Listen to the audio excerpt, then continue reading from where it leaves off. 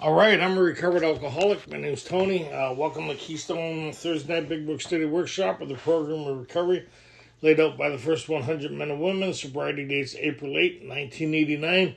How we open this meeting is because we're at the beginning of the book. We open it with the Serenity Prayer. What do we need for a good meeting there, Ray?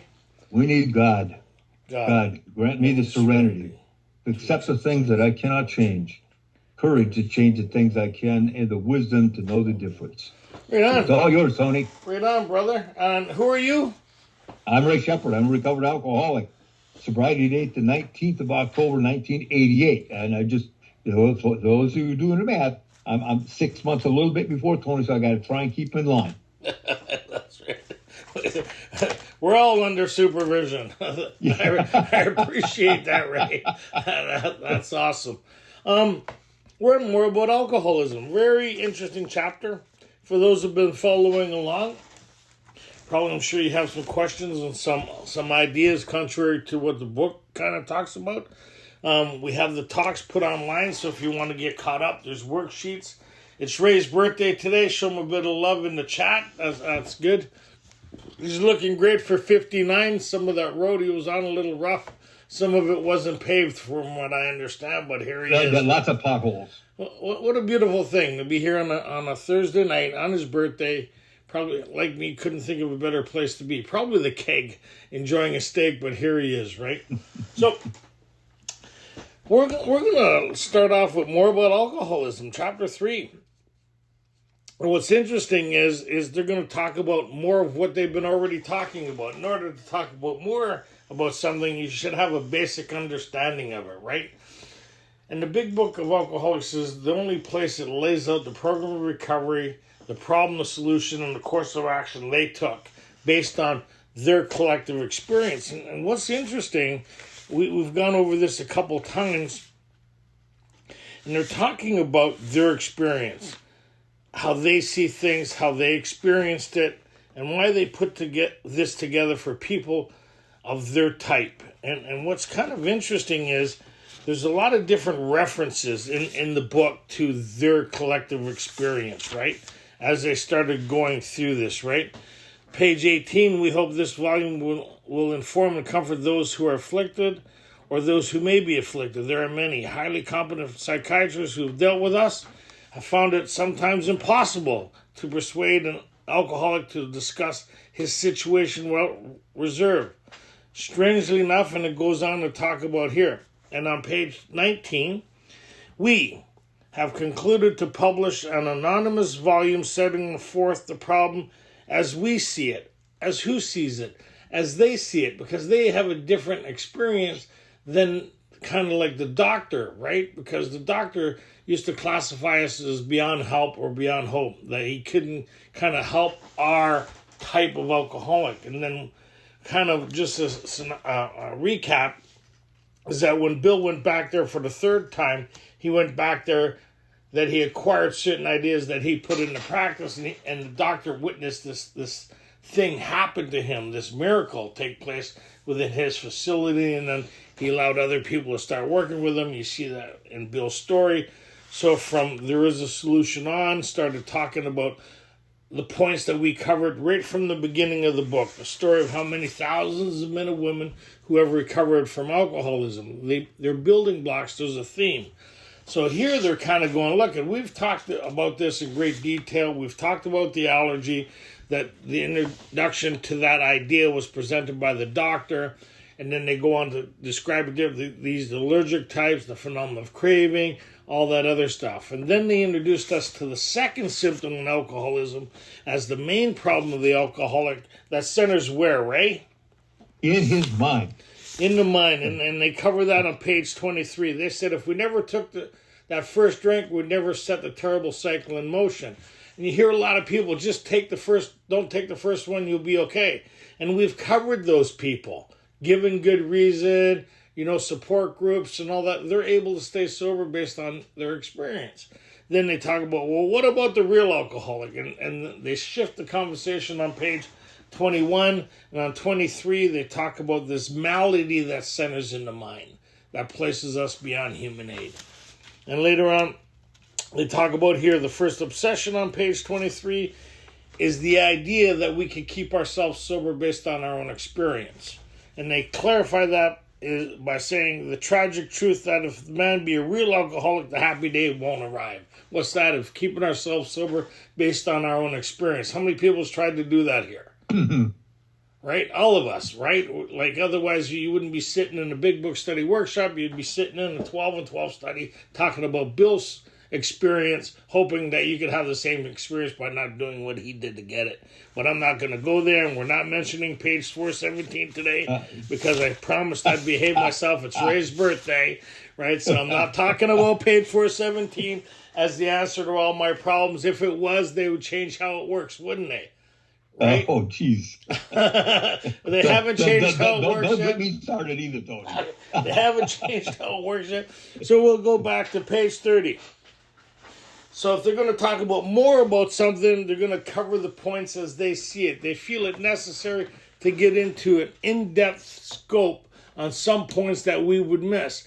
Why would we miss it? Because the doctor talks about we're a little maladjusted and full-fledged from reality and downright mental defects. The way we see things kind of keep us unscathed from our approach or our look. Remember Bill when he went to treatment for the first time? The doctor explained his situation. What did Bill think the answer was? Self-knowledge. How many people in meetings do you hear them talk about self-knowledge as the answer? But it was not. The frightful day came, he drank again. And so those who don't understand alcoholism, and we covered that already too, I guess it says, until such an understanding is reached, little or nothing can be accomplished. Right? When they talk about that on page 18. So when we understand the nature of the illness, and this thing is beyond our scope of seeing, feeling, and touching, then it kind of makes sense why we need to acquire psychic change or spiritual experience. So you want to start us off here on the first paragraph, or do you want to add anything? I do, and just to reiterate what you've said and what we're looking forward to. On the very last page of this chapter, page 43, they're going to tell us once more, we're going to tell you that the alcoholic does not have an effective mental defense against the first drink. Keep that thought in mind, because as we go through this, that's what we're going to be talking about, the problem with the mind. You went and ruined the surprise. It was a surprise party. We were leaving that for... It's all about a the suspense, Ray. You went and blew it. That's right. We're going to have a quiz. So here we go on page 30. Now this is very interesting as the authors set up this story that we are attempting to go through. They say most of us, not all of us, but most of us have been unwilling to admit that we were real alcoholics. No person likes to think he's bodily or mentally different from his fellows. You notice it didn't say and spiritually. Right. Bodily and mentally, they deal with two symptoms here, right? In regards to what alcoholism. They're talking about more about alcoholism. It was a threefold illness. They would have introduced us to that idea by now. What we have is a spiritual solution to the dilemma of alcoholism. We don't treat alcoholism. We have a treatment for it. Big difference, right? So the bodily and mentally part is the physical allergy, and the malady of the mind is the only thing they've talked about so far. Yes or no? That's it. So the two conditions. And they mentioned that in the fourth and first edition. They said we've recovered from a seemingly hopeless state of mind and body. They're repeating that here. They say that it's not surprising. Our drinking careers have been characterized by countless vain attempts to prove we could drink like other people. Meaning what, right? Meaning that we don't have what? Well, meaning that we just don't know how to solve the problem ourselves. No. Slow it down here, right? So, right? If I'm trying to drink like other people, if most of us have been unwilling to admit we're real alcoholics, right? That means even when we understand alcoholism, and I'm still trying to drink like other people, what am I denying that I have? Well, you're denying you even got a problem. Well, the physical part, the allergy, right? Because if I have the allergy, that explains why I can't control and enjoy it. So our drinking careers has been characterized by countless events to prove we could drink like other people. Well, if I could drink like other people, then I don't have this physical component that makes me powerless over alcohol when I'm drinking it. Yes? So this is when drinking part in regards to the physical part. The doctor talks about these allergic types could never safely use alcohol in any form whatsoever. So we see the first setup here is in regards to the allergy, the physical component to our illness being two parts. Yes, would you agree or not agree? Or? So when drinking, if we can't control our drinking like them, then something is that when we put alcohol in our body is keeping us drinking. The other component, that mental part, that even when we're not drinking, remember the authors told us on the bottom of page 22 that when we take something into our bodies, something happens both in the bodily and the mental sense. So here we got, I think it's a double whammy we're talking about here. Do you have these conditions of what we consider is what would describe an alcoholic? And we're going to deny it. That's what they're saying. And we're going to try and prove that we can drink like them. Like those meaning not having the allergy to alcohol, the phenomenon of craving, right? So the first part of the conversation here is in regards to our denial of having the allergy. So if we don't have the allergy, right, this phenomenon of craving, this thirst that happens, then we don't need to look at the second part. There's no need looking at the second part. We're still struggling with the first part. So that's where the conversation is around, is the physical component to our illness, right? Go ahead. And I think even more importantly, then we deny that we even have a problem with the mind. Well, they're not discussing that right now. Not yet. Okay. That's right? See, they're breaking it in two parts, right? So the idea that somehow, someday we're going to control and enjoy our drinking is the great obsession of every abnormal drinker. So what's the obsession? And this obsession that we can control our drinking when we're drinking. And that persistence of that illusion is astonishing. Yeah, so if you have this obsession still, have you done step one? No, not at all. Right, so you haven't done step one. If you're still obsessed with the idea of being able to control, enjoy your drinking, or to drink with impunity, the doctor says, then you haven't even, it's a pre-step one condition. You haven't done step one yet. Even though you may be afflicted with it, you haven't come to terms with it. You haven't conceded yet. Even though it may be present, you are in denial of it. Go ahead. Not only denial, you don't even think you have it. That is denial. So the persistence of this illusion then is astonishing. And the price of that, we pursued into the gates of insanity or death. So we learned that we had to fully concede to our innermost selves that we're alcoholics. How do we learn? We keep on keeping on. And that's the first step in recovery. What's our experience? Well, the delusion that we're like other people or that we presently might be has to be smashed. The delusion, the lie that we tell ourselves has to be smashed. So in regards to that, right, the building blocks, in the doctor's opinion, the XXVI, the doctor's theory that we have an allergy to alcohol interests us. As laymen, our opinion as to its soundness may, of course, mean little. But as ex-problem drinkers, we can say his explanation makes good sense. It explains many things for which we cannot otherwise account. So when Bill, he got to a place where he seen, I cannot take so much as one drink, because what he didn't call it an allergy. He just knew there was something different, that he can't seem to control the amounts he drank once he took one. The doctor explained his condition, and he went, that makes sense. That we call it an allergy, right? And so we got that term from the doctor, an abnormal reaction than normal people, right? So as we learned, right? What's that, Tony? So yeah, we learn. So what are we doing here? We're learning about alcoholism, right?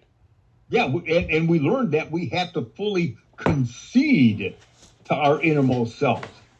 Not just admit defeat, not just surrender, but concede that we're whipped. Yeah. That's the first step in recovery. We've looked at all options and all the evidence. We've looked at everything, right? We're the prosecutor, judge, and jury here. We're our own defendant. We're the prosecutor. We look at the whole case. And is there any outs for us? Is there any options, right? So go ahead. So the delusion that we're like other people presently maybe has to be smashed. We alcoholics are men and women who've lost the ability to control our drinking. We can't control our drinking when we're drinking. And we know that no real alcoholic ever recovers control. All of us felt at times we're regaining control, but such intervals, usually brief, were inevitably followed by still less control, which led in time to pitiful and incomprehensible demoralization. So they're just looking at the physical part here, coming to terms with that, right? Remember, they've broken up more about alcoholism into two sections, right? It's like me being allergic to pistachios. First, I have to concede that I'm allergic to them. The second thing then after that, I have to see, well, why do you keep eating them in spite of knowing that, right? And there's something the matter with the mind, because if I never ate them, then that would be the end of the discussion, right? Yeah, maybe you might want to talk to my friend, Dr. Knows-It-All here, the psychiatrist. Yes. So, as Bill writes on here, as the authors of the book write on here, they said, we felt that we were gaining control. And look at your own experience. By God, I got to stop this stuff. It's killing me. You stop for a while, and then all of a sudden you think, I got to whip. You start again. And we all felt that we were gaining control. But such intervals, usually brief, were inevitably followed by still less control, which led in time to pitiful and incomprehensible demoralization. Like, how long have you been doing studies? Like, I've been doing studies 36 years now. Probably the same thing. I've never had anybody ask what do they mean by that. Incomprehensible. Excuse me, what do you mean by that, right? Like, we all get that. So what I had to have happen, the guys who took me through this in a study like this, it was in the home like over 36 years ago now, I never understood what they mean by control because my interpretation of that meant the nights I was in control were the nights I had no consequences. I couldn't tell you how much I drank, but I knew I drank enough not to get into trouble. Right? That's how I used to look at drinking. And then my other times was, I got into trouble. Well, what happened? I drank too much. So my indicator was, did you get into trouble? No, then I drank enough. Did you get into trouble? I drank too much. So how do I not drink too much? Well, I didn't get into trouble, so I must be... So this allergy part starts making sense. Well, there was always less control, meaning if I can't control the amounts I drink, I'm never going to know the outcome of that night drinking. That's what they mean by that. I trigger the phenomenon of craving, so I don't have a consequence problem. I have the inability to control the amounts I drink, which causes all those problems, right? Anybody who's that impaired, it makes sense to do the things you're doing. Like, hold my beer, watch this. Right? And those of us that were able to succeed the rare time, we thought we got this whipped. Talk about pitiful and incomprehensible demoralization. So we're convinced, these are the authors that are writing this, we are convinced to a man that alcoholics of our type, real alcoholics, were in the grip of a progressive illness. Our type, period. Collectively, are you a part of us? Are you one of us? We're explaining our experience, how we see it overall. Are you a part of us? Are you part of the collective or not? It's not a singular thing, right? Important distinction, Tony, because it goes right back to what they described on page 21. The real alcoholic is different than that false appearing alcoholic. The real alcoholic has absolutely no control over his drinking once he starts drinking. Something happens both in the bodily and the mental sense. 100%, because it makes sense to have another drink now that I'm having one. And before I took that one, I was never drinking again. Yeah. So, but you drank again, didn't you? well, not really. Only 11 years of in and out. I mean, just total misunderstanding and overreaction to the whole thing. So the authors have an interesting way of presenting this. Is that we're like men who have lost their legs. You ever think of this? You know, those people. Have you seen people double amputees? They don't grow new legs. I used to think how insensitive of a thing to say, right? It is a great description. We're like 100%. Men who've lost their legs. We don't grow new ones. And neither does there appear to be any kind of treatment that's going to make alcoholics of our kind like other men. That's a very important distinction. No treatment for alcoholism. So that's including methamphetamine for those of you who've experimented outside the box. Okay, go ahead. Or other dry goods. Or anything to help you enjoy the night more. Okay, go ahead. Well, we've tried every imaginable remedy. And in some instances, there's been brief recovery. Oh, God, the exhilaration of that brief recovery. Followed always, though, by still worse relapse. Back into pitiful, incomprehensible demoralization. So, Physicians who are familiar with alcoholism agree. There's no such thing as making a normal drinker out of an alcoholic. Science may one day accomplish this. They haven't done so yet. Okay, that was written in 1939, and it's still true today. So here we go. So it's like stepping off the 20th floor. Having a drink is like stepping off the 20th floor of a building, and you're going so far, so good. You're 18th floor, so far, so good. I'm doing all right. So everywhere through the book, they've given us examples. Remember the first obsession they talked about on page 23, and then they give us the example of the guy on page 26, right? Certain businessman who was obsessed with the idea of keeping himself sober, relapse was unthinkable. That's the obsession that they give us all the way through here. They give us examples. Yeah. So why would they stop? He learned all he knew about his own mind. Relapse was unthinkable. And he's drunk in a short period of time. And that was in regards to the presentation of the first idea of the obsession on page 23. Here they give us the second time they use the word obsession in regards to something different, right? And this is in regards to controlling and enjoy our drinking. The great obsession of every abnormal drinker, right, is to control and enjoy their drinking. If you're controlling it, are you enjoying it? No, and if you're enjoying it, you're not controlling it. So what are the examples? The obsession is in regards to thinking or hoping I could drink like other people. That has to be smashed. It's a pre-step one condition. If you're obsessed with the idea of being able to control and enjoy your drinking, you haven't done step one yet. Right? So here, despite all we can say, here's the outlay of the obsession of this thing, the obsession of the mind. You hear people talk. This is what it looks like. Go ahead. Despite all we can say, many who are real alcoholics are not going to believe that they are.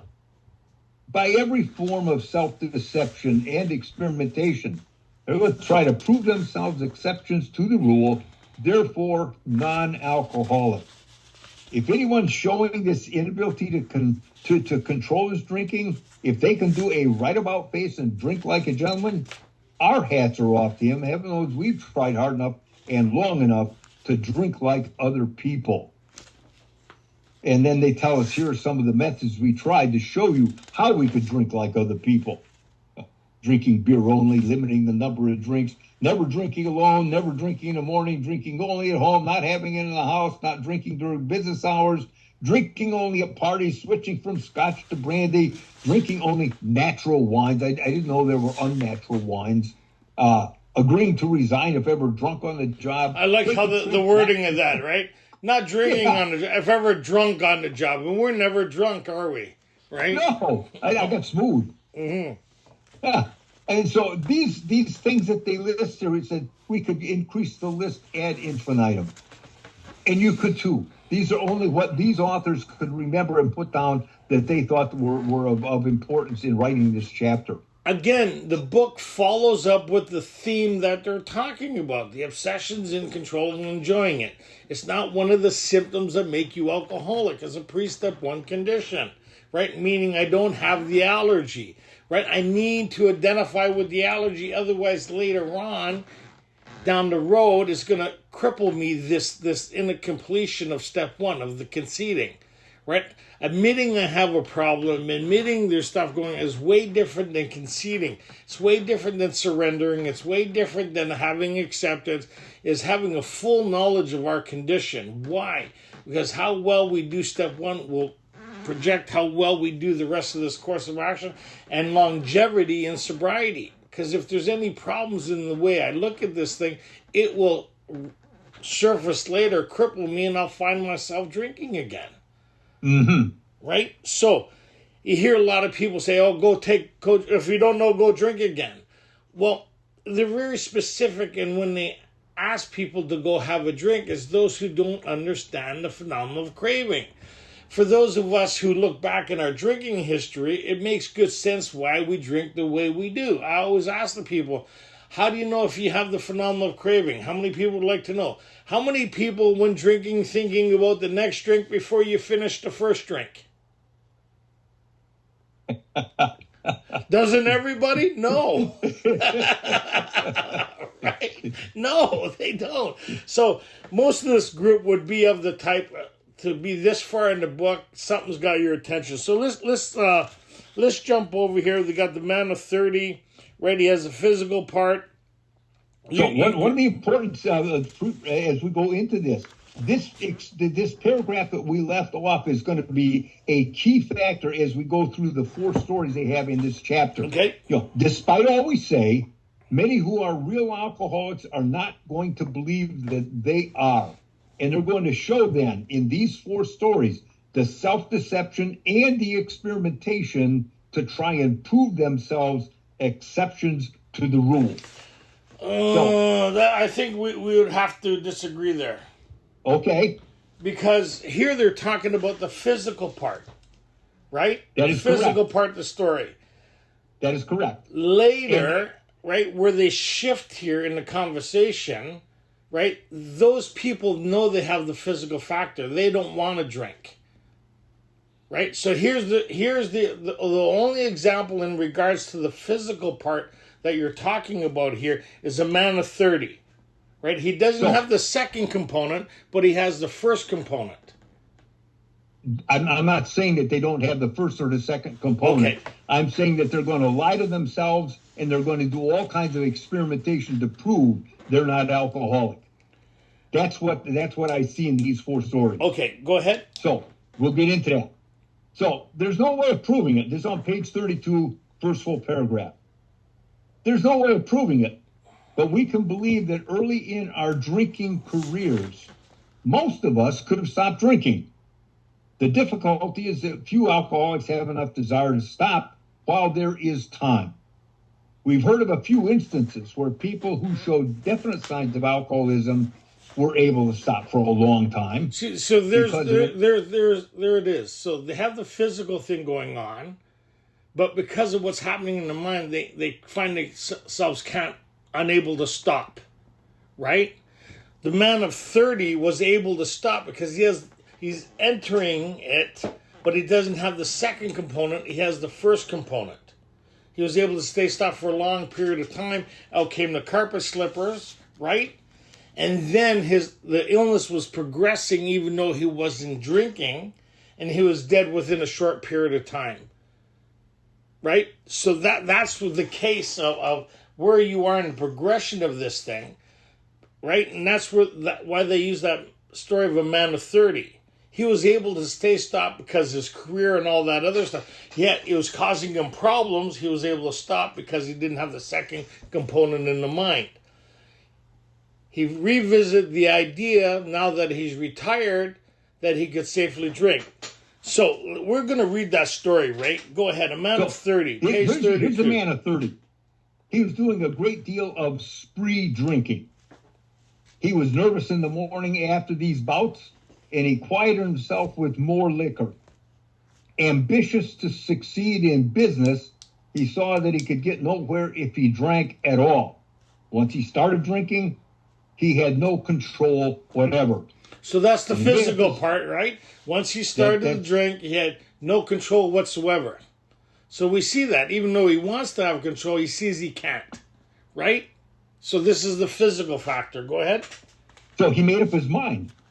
And he made up his mind that until he was successful in business and he had retired, he would not touch another drop. An exceptional man. He remained bone dry for 25 years. He retired at the age of 55 after a successful and happy business career. So he doesn't have the second component, right? He has the first component. He sees it. He's in the lower scale. To the wives, they talk about the progression of alcoholism. So he sees it's causing a problem, able to stop. And they're going to use that. They're going to expand on that again on the next page, where you cross this invisible line or not. He hasn't crossed the invisible line of the real alcoholic yet.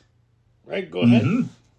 So, an exceptional man. He remained bone dry for 25 years. He retired at the age of 55 after a happy and successful business career. Then he fell victim to the belief that practically every alcoholic has, that his long period of sobriety and discipline had qualified him to drink as other men. Meaning he didn't have the allergy. Drink like other men, right? He fell victim to the idea that now he'll be able to enjoy himself. He never admitted he as an alcoholic, but he admitted he had a problem. Yes?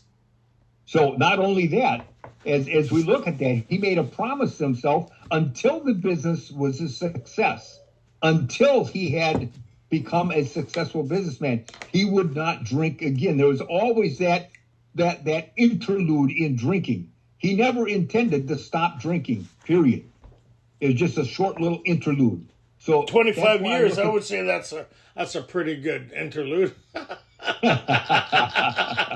I work with guys that have been sober for longer than that have gone back to it. But there's a difference, right? There's a difference between those who say they're alcoholic and not going to drink again, and the insanity returns.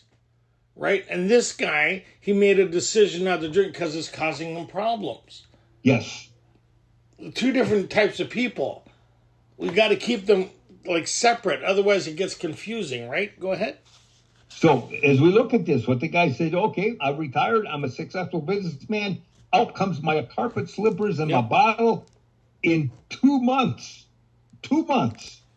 he's hospitalized. He's puzzled. He's humiliated.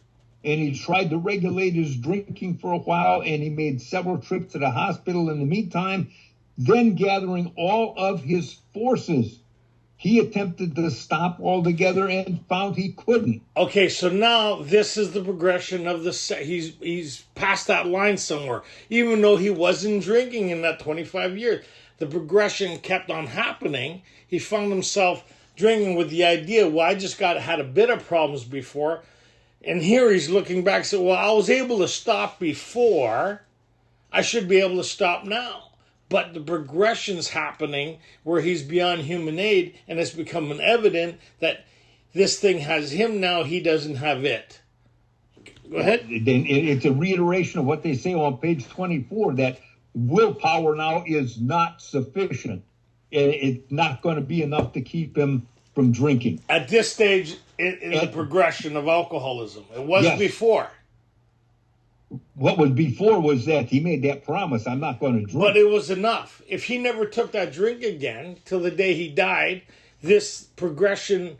Precisely. Right? If he never took a drink, he'd never had that problem. But he already made a preconceived idea that he was going to start drinking again once he retired.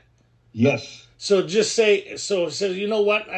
If he would have went, you know what? I'm not going to do this after all. I'm just going to I'm going to avoid it. He would have probably stayed sober. If he had the inclination to do that. That's what I mean. He demonstrated Yes. 25 years.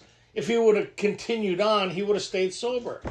Yeah, and you have to ask yourself, if you're sober for 25 years, why would you take the drink again? And this brings us right back to where we talked about, Because he says earlier, he the says problem in the mind. No. Because earlier he said until he was out of trouble, like retired. So because it caused me problems, I'm going to start drinking when it's not going to cause me problems in my life anymore. Yes. And when he starts drinking, now he finds he cannot control That's right, it. because alcoholism has progressed, right? So if he never... okay, go ahead. Continue And as well, explaining it. Go ahead. he's lost the power of choice now as well. Very short period of time. After he took the drink again, right? Yeah. Okay, so here it's a great point. Let's see what the book says. So here's what the book says. That he gathered all of his forces. He attempted to stop. He found he couldn't. Every means of solving his problem that money could buy was at his disposal. Yep. Is at his disposal. Every attempt failed. Though a robust man at retirement, he went to pieces quickly and was dead in 4 years. This case contains a powerful lesson. Most of us have believed if we remain sober for a long stretch, yes, we could thereafter drink normally. Most of us. Here was a man. Right? Most of us. Not him. Okay, go ahead. Most of us. That's right. Most of them. He said the authors are saying, most of us who That's wrote right. this book, we believed if we remain sober for a long stretch, we could drink normally. Yep. Here, though, here's a man who at 55 found he was just where he left off at 30. He was just where he left off at 30. Yep. So we see this truth again and again. Once an alcoholic, always an alcoholic. He was already alcoholic at that time, and commencing to drink after that period of sobriety, he found himself in a short period of time as bad as he ever was. So if we're planning to stop drinking, there must be no reservation of any kind, no lurking notion that someday we're going to be immune to alcohol. So this is the conclusion of the physical component. The first part from page 30 to 33 here is in regards to the physical aspect of our illness. Here's where they turn to the second component of our illness, the malady that centers in the mind and what it looks like. They're going to make the transition here. Young people. So young people might be encouraged by this man's experience to think that they can stop as he did on their own willpower. So he did stop on his own willpower. Yes. He never did step one because he believed that he could start drinking when he retired, right? The reason he stopped drinking is because it was causing him problems earlier on. Most of us... hit the reset button.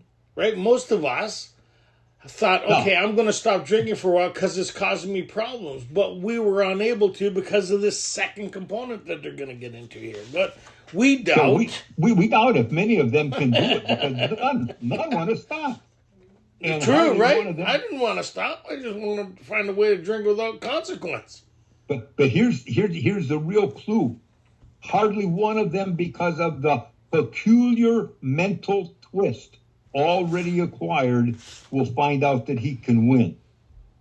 Several of our crowd, men of 30 or less, have been drinking for a few years, but they found themselves as helpless as those who had been drinking for 20 years. Okay, Buddy here, the man of 30, did he have the particular mental twist? Did he not have the peculiar mental twist? Yeah, the peculiar mental twist was that he thought that he could actually win out. All he had to do was stop drinking. No, back. Like, if you look at his story, yes, right? He made a decision to stop drinking. Was he able to do so? He stopped. For how long? An exceptional alcoholic. That's right. For how long? For 25 years. Yeah. Okay. Did he have the particular mental twist? When he started drinking again. No, that wasn't a question, Ray. Ray, that wasn't a question. Well, during that period of time, we don't know if he had developed that peculiar mental twist. Well, yes, we do, because he would have started drinking again. Maybe not. Maybe it exhibited himself in his other behaviors. There's no other behaviors. We're talking about alcoholism here.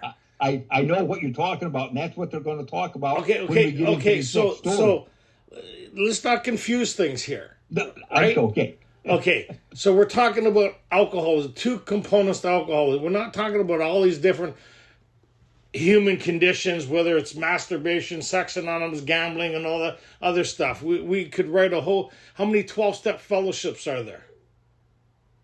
I have no idea. That's right. So just what we're dealing with in the 25 years of this guy's ability to stay stopped, did he exhibit the mental twist in regards to the first drink? As this story, as we read it in plain black and white, no. Okay, that almost hurt it a bit, eh? Happy birthday. Okay, so now they're saying the rest of us, why we haven't been able to experience that is because of the mental twist already acquired. That's why I can't be like that guy. I want to be like that guy, but I can't be like that guy because there's something else at work here, right? So, because of the particular mental twist already acquired, we'll find he can't win out.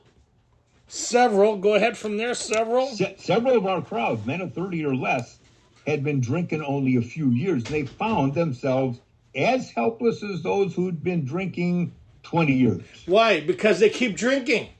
If they were able to stop, they wouldn't find themselves helpless, right? If they could, that's right. That's right. So why? What's the baffling feature of alcoholism? The inability to stay stopped on my own experience. This problem that centers in the mind. So we're going to be very specific on what the book talks about. We're not going to add, take away. So the example is those of us who haven't been able, those who put this book together, find they call this malady now a particular mental twist. There's something that happens in the mind. Yes?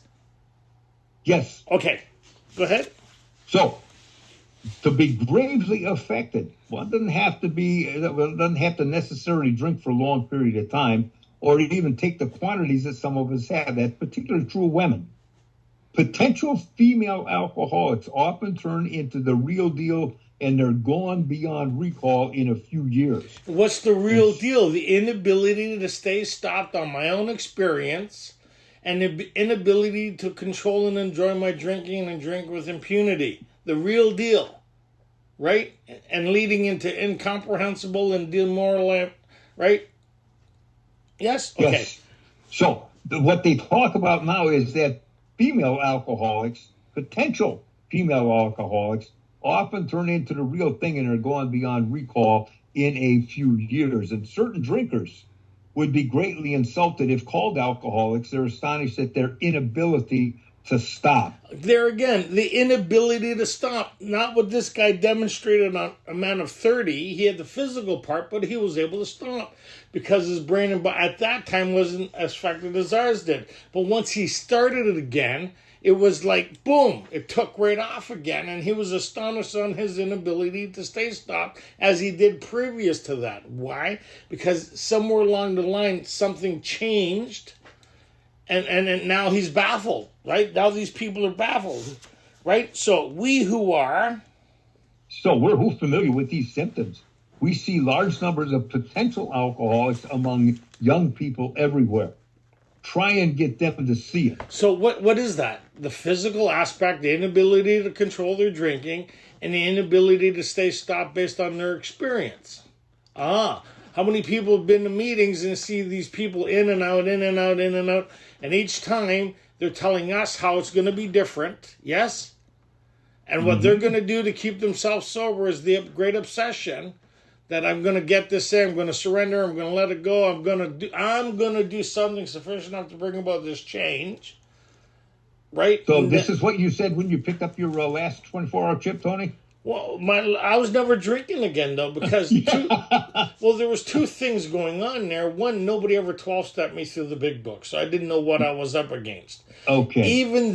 So now, if you explained alcoholism to me as we just went through it, as they did over 36 years ago, this is what I had to do, where they say, as we look back. So they explained alcohol, and now it made perfectly good sense why I did 360 meetings in 90 days after 11 years of in and out, and had a 3-month chip in my pocket because of the mental component on my inability to stop. I had this malady, this blind spot, this phenomenon, this thing that placed me beyond human aid. It made sense, and it made sense that it was going to happen again. That's the step one experience. That's what I'm agreeing to. It's going to happen again unless I can experience an entire cycle. Who introduced us to that idea was the doctor. With our types, he says this is repeated over and over. Unless this person can experience an entire cycle, there's very little hope of their recovery. All that other behavioral stuff is secondary, right? Because when I got sober, I still had a lot of different problems. I know it's hard to believe, but returning to drink wasn't one of them. As we look back. So, as we look back, we feel we've gone on drinking years before the point where we could quit on our own willpower. If anyone questions. So look back, how well have you been able to keep you sober based on you? That's the malady. That's the whole point to the second symptom. Not as I look back, my inability to control and enjoy my drinking, that's secondary now. This goes on with the conversation on page 22. If we never took that drink, setting forth the terrible cycle in motion, if hundreds of episodes showed I can't take that drink, why does he? So this is that point. As I look back, I already know I can't control and enjoy my drink. How do you know that? Because I'm looking back. Why do I keep starting again? That's the question. Bill, was I crazy? Somebody pushed a drink my way. Like he was appalled. Did Bill want to drink again? Depends on what you're talking about Bill drinking. He did not want to drink. He wanted to control his drinking. He wanted to enjoy it. And then there comes a time when he said, this has got to stop. Okay, so yeah. I got to stop my So he drink. went to treatment, right? Did he want to drink?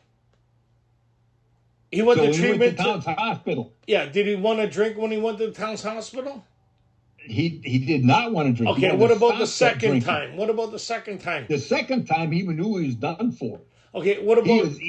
He was absolutely at that point. And the third time, the second time he left because of the insanity, not because he wants to control and enjoy it. He wasn't deluded to the idea that he could control and enjoy it. He was wondering why he kept on returning to something he didn't want to do anymore. That's the whole point between that first visit and the second visit, Tony. That's why when we look at these pages, it's so important not to mix them up between the physical aspect that's happening in the body and an aspect that happens in the mind. Now they're switching to the mind, a particular mental twist.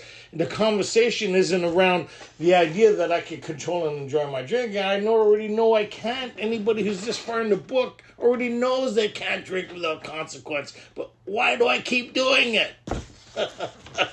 Right? So here's the second experiment the authors said. If you're questioning whether you've entered this dangerous area where you think that you can quit on your own willpower, just stop drinking entirely. Leave liquor alone, they say, for a year.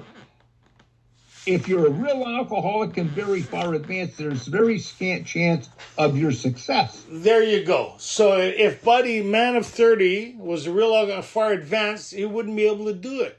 Right? So those of us who have the second component, the test is how far advanced I am, is how long am I able to stay sober on my own resource, not within a support group in AA, on my own.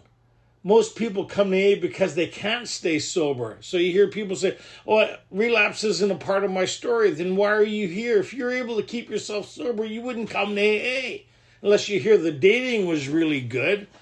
But I mean, okay, go ahead. So, let's get through this because there's something I want to say before we end tonight, because it's very important considering what we've just gone over. So, as we look at this, if he's a real alcoholic and he's very far advanced, there's scant chance of success. In the early days of our drinking, and as the author's now telling us, in the early days of our drinking, we occasionally remain sober for a year or more and becoming serious drinkers later. though you might be able to stop for a considerable period, you might yet be a potential alcoholic. So not control and enjoy your drinking.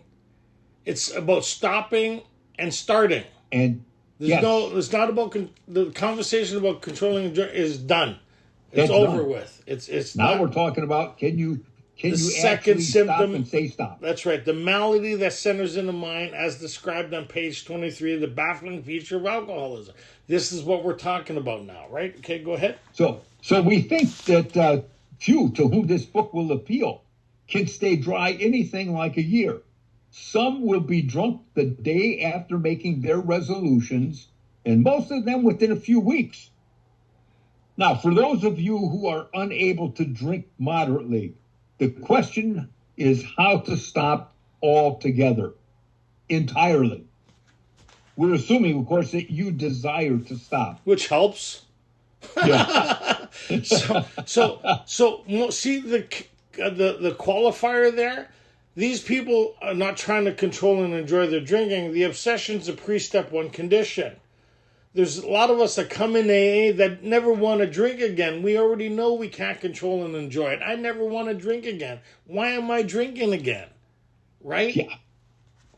And that's the crux of our problem. So whether you can quit on a non-spiritual basis depends on the extent to which you've already lost the power to choose whether you will drink or not. And how do you know that? Is you got to go back in your drinking history, not back over the last 2 weeks that you're able to stay sober, this time because you mean it. From the first time you said never again. I remember the first time I said I wasn't going to drink again.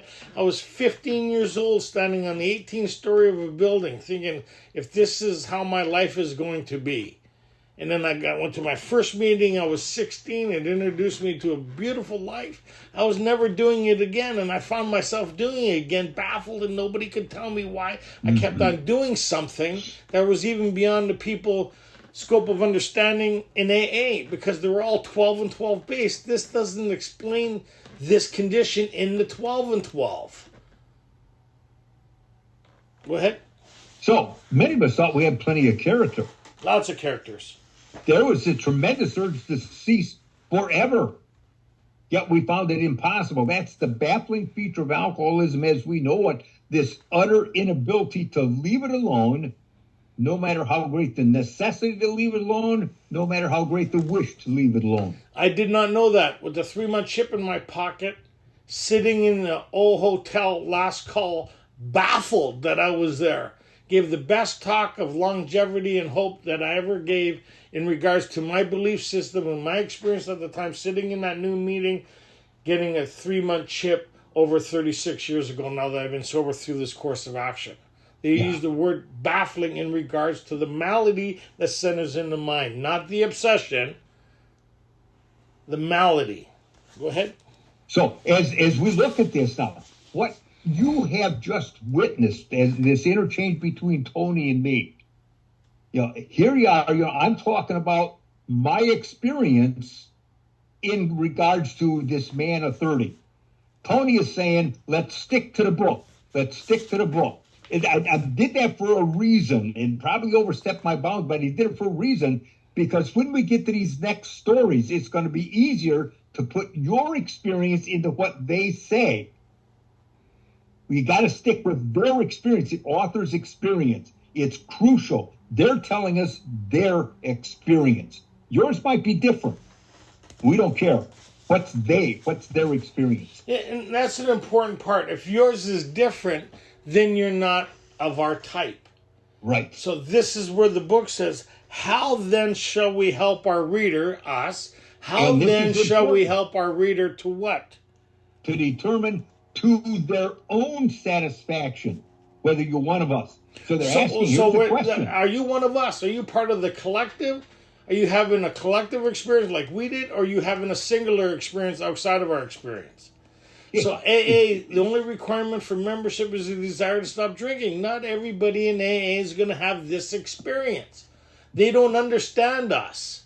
But those of us who've had this experience kind of go, yeah. So they're going to give us the qualifier to see if you're one of us or not.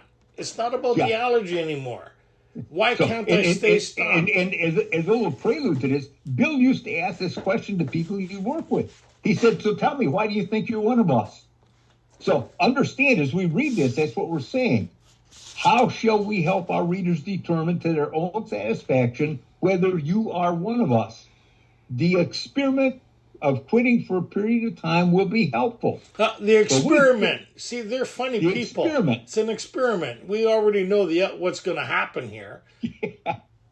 So, what we think, the authors who wrote this book, we think that we can render an even greater service to alcoholic sufferers and perhaps even to the medical fraternity. So, we're going to describe some of the mental states that precede this relapse into drinking. For obviously, that's the crux of the problem. Oh, again, the crux of the problem. What's the main problem of the alcohol? Centers in the mind. So you hear people say, oh, they don't talk about relapse in the big book. That's the step one experience. Relapse isn't a part of recovery. It's step one, right? Do I have this condition? So we shall talk about some of the mental states that precede a relapse into drinking. So that just precedes means just before picking up that drinking again, what happens? Not leading up to it, not weeks, months, or years. Right before I find myself drinking, what happens in my mind that's different from the people that are able to stay stopped based on their experience? Yeah. So these authors in this paragraph, they set out the whole tone now for the rest of the chapter. What sort of thinking dominates an alcoholic who repeats time after time the desperate experiment of the first drink? Friends who reasoned with him after a spree, which has brought him to the point of divorce or bankruptcy, are mystified when he walks directly into a saloon. Why does he? What is he thinking? Okay, so as my fine friend was saying here, Ray, they give a couple examples here. See what's the similarity between these two people and why they give these two extremely different people and using them as an example as this thinking that precedes the first drink. What do these two people have in common that have two different stories altogether, but they seem to share the same story in regards to alcoholism? What is this thing that connects them? So read that, see where you could see that, and next week we're going to get into the states that precede a relapse, really into it. I really enjoyed today because we had to clear up some things, which was great. Ray helped along with that because he was going with what a lot of you people think in regards to the problem, and I was trying to go with what the book says in it. I apologize for that, Tony, but I had to set it up because it's crucial. Because this next story with Jim, everyone just they don't read what the authors write. They read what their opinion is, what their own experience is, what their thoughts are. Or what they got taught. Like the obsession. Everybody talks about the obsession being the second symptom of the obsession. The book doesn't talk about the obsession as being one of the components in regards to what makes one beyond human aid. What is the obsession? The obsession is the idea that I could control and enjoy my drinking. When I find out and come to terms with the physical part of it, I need to smash the idea. I don't need a psychic change or spiritual experience to smash the idea of the physical component. But the second component here that plays me beyond human aid, that's where I need a psychic change or spiritual experience. What keeps me returning back to drink again as the main problem? We can't treat the body. All we can do is entire abstinence. So we have a solution through spiritual aid to create a change within the mind. You should have a look at the spiritual appendix in the back of the book. We usually do before we get into We Agnostics. We have a 7th edition for those who want to get involved. We have a Facebook group for those looking for extra support. If you need, we have worksheets. We have everything. We have everything we need for your success. And we even have John joining us tonight. He's out there living a good life. I was going to say. I see that, Rob, and everybody. Yeah. What a good life, eh? Huh? If you want what he has, you got to email these people. They're beautiful people. I love them, man. They're great. So anyways, we'll close with a very helpful prayer that should be your best friend in early sobriety. What do we need for a successful life, John, other than a beautiful wife? Is God. Grant me the serenity. Grant me the serenity. To accept the things I cannot change. courage to change the things I can, and the wisdom to know the difference. Live long and prosperous. May the force be with you. If you have any questions or you want to follow up with some stuff, we're going to do that after the meeting here. And that was awesome, Ray. Happy birthday, buddy. Thank you, man.